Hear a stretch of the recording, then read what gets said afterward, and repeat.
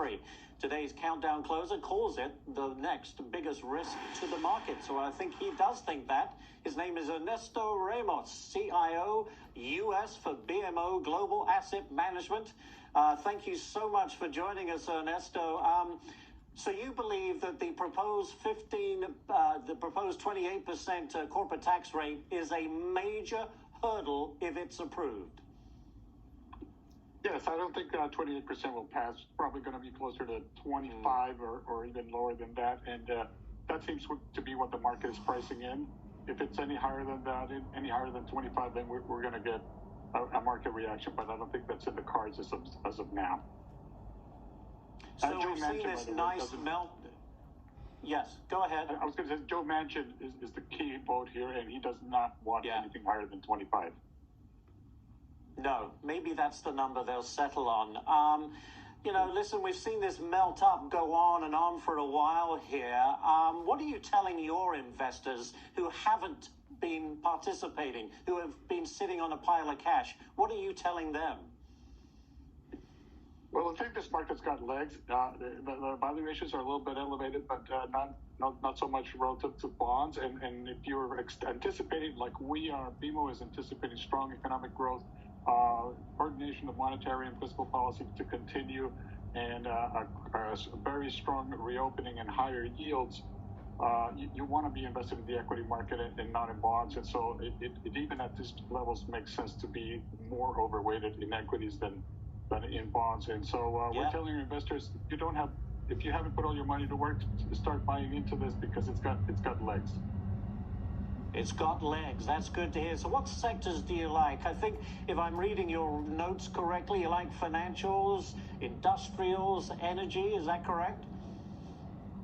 We like a little bit of everything right now. We're tilted towards more value and cyclicals in general, but the correction in the NASDAQ and the fundamentals of technology stocks are to make it for very attractive.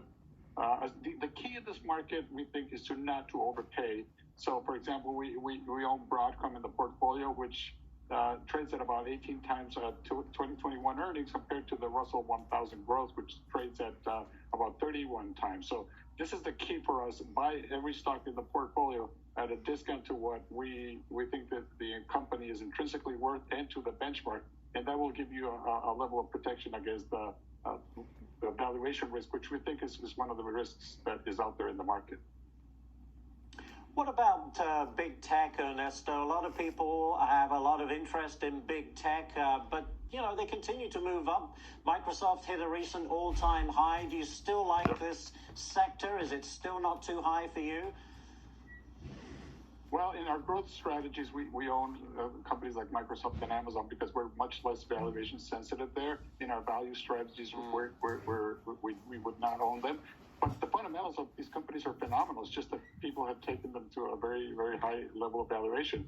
But you think Amazon has always been expensive and has always managed to do better than people expect as they report quarter on quarter. So they keep going up. And that's what you have to do when you're a growth investor. You have to sort of put a little bit of a blindfold to valuation and plow ahead on the basis of fundamentals related to growth and quality. And that's what we do in our growth strategies.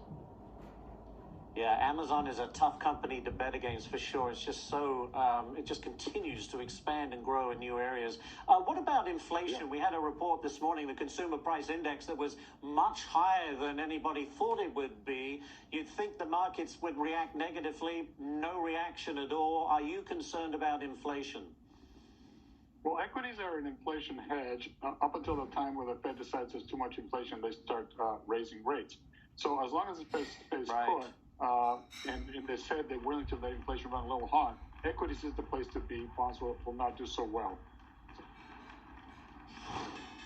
Ernesto Ramos, thank you so much for joining us. Great to see you. The bells are ringing. The markets are all up nicely. The S&P